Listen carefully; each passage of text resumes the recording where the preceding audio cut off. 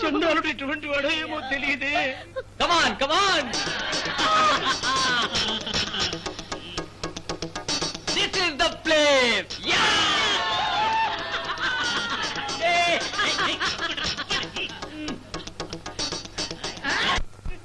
ఇప్పుడు నేనేం చెయ్యను, ఇప్పుడు నేనేం చెయ్యను. బలరామయ్య, నా మాట విను.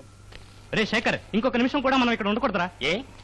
ఏమా, ఇది పట్నం కదరా, పల్లెటూరు. నువ్వు ఆ అమ్మాయిని తెరిచావని ఈ గ్రామస్తులకు తెలిసిందనుకో, ఊరి వాళ్ళంతా ఒకటిగా చేరి నిన్నే కాదు మా అందరినీ కూడా ఇక్కడే పాటేస్తారా. పిల్లలు తీసుకుని ఇప్పుడే వెళదాం.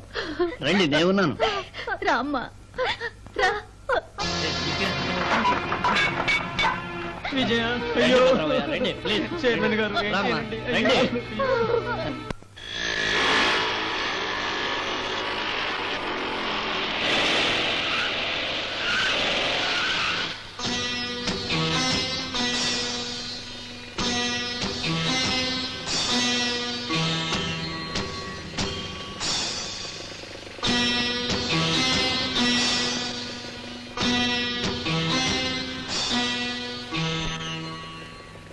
బాబు, ఆడపిల్ల ఉసురు నిప్పు లాంటిది, కాలుస్తుంది.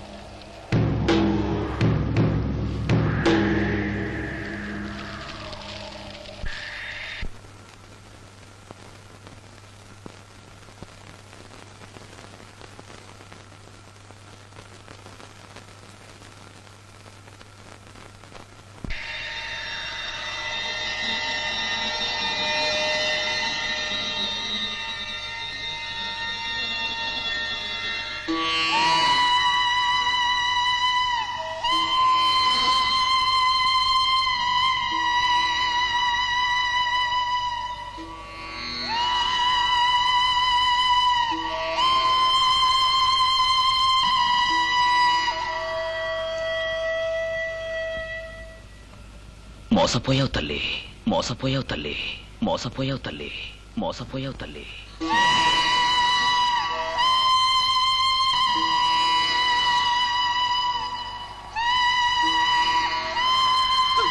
ఓసి పాపిష్టిదానా, సర్వనాశనమైందే. నిప్పు లాంటి మన కుటుంబానికి మత్తు తీసుకొచ్చావు కదే. రేపటి నుంచి మీ నాన్న ఈ ఊళ్ళో ఎలా తలెత్తుకు తిరుగుతారు? ఏవండి, ఇలాంటి కూతుర్ని కన్న నేరానికి నాకు ఏ శిక్ష వేసినా వేయండి. అమ్మా ఇలా చూడమ్మా, జరిగింది ఏదో జరిగిపోయింది, ఇక ముందు జరగాల్సింది చూడండి. బలరామయ్య, ముందు విజయని ఇంటికి తీసుకుపోవయ్యా. విజయ, రామ్మా, ఇంటికి పోదాం. నన్ను క్షమించండి నాన్న. మొదటిసారిగా మీ మాటకి ఎదురు చెప్తున్నా. ఎక్కడైతే నా శీలం పోయిందో అక్కడే ఈ గ్రామస్తుల సమక్షంలో ఆయన చేత్తో నా మెళ్ళో తాళి కట్టించుకోకుండా ఈ ఊళ్ళోకి గాని మన ఇంట్లోకి గాని అవమానంతో అడుగు పెట్టను. అంతవరకు దయించి నన్నెవ్వరూ బలవంత పెట్టకండి. విజయ, నేను మీ కూతుర్ని నాన్న. ఏం పిల్లవే, ఏమిటి నీకింత పట్టుదల? వాడెవరు, ఏ ఊరు, పేరేదో తెలుసా నీకు? పేరు శేఖర్, ఊరు మెడ్రాస్. ఊరు మెడ్రాస్ అంటే వాడు అడ్రస్ కూడా నువ్వు అడగలేదా? చెప్పవే, చెప్పవే అంటే. అమ్మా విజయ, అంత పెద్ద పట్టణంలో ఎలా కనిపెట్టడం అమ్మా? వాడిని చూసింది ఇద్దరే ఇద్దరు, ఒకరు నువ్వు, ఇంకొకడు వీరయ్య. వీరయ్య ఈ ఊరు వదిలిపెట్టి ఎక్కడికి పోనంటూ విరక్తి భావంతో బతుకుతున్నాడు. నువ్వు తాళి కట్టేంత వరకు ఈ చోటు వదిలి కదలనంటూ మొండి పట్టు పడుతున్నావు. మరి ఎలాగమ్మా వాడిని కనిపెట్టడం? ఏమయ్యా, మీరెవరైనా వాడిని చూశారా? నేను చూశానండి. నువ్వు చూసావా? అవునండి, విజయ కుర్రాడు కలిసిమెలిసి తిరగడం నేను చూశానండి. ఏమ్మా, మళ్ళీ ఆ కుర్రాడు కనబడితే నువ్వు అని గుర్తుపట్టగలవా? తప్పకుండా గుర్తుపడతాను. విజయ, నువ్వేం దిగులు పడకు. నేను రాము మూర్తి వీళ్లతో కలిసి పట్నం వెళ్ళి ఏదో విధంగా శేఖర్ని కనిపెట్టి నీ మెళ్ళో తాళి కట్టేట్టు చేస్తాను. కనకం, వీళ్ళతో కలిసి మనము పట్నం వెళ్దాం. ఆగండి, ఆగండి. ఇలా చూడండి బలరామయ్య, అందరూ పోతే నానా రభస అవుతుంది. నా స్నేహితుడు శేషాద్రి మెడ్రాసులోనే ఉంటున్నాడు. వాడు చాలా పలుకుబడి గలవాడు. నేను వాడికి ఒక ఉత్తరం ఇస్తాను.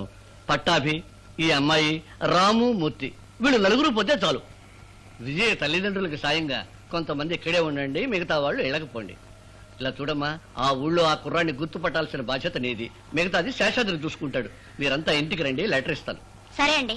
ఇప్పుడే మెడ్రాస్ బయలుదేరండి. అంతా అలా ఇష్ట ప్రకారం జరుగుతుంది. రా పట్టాభి.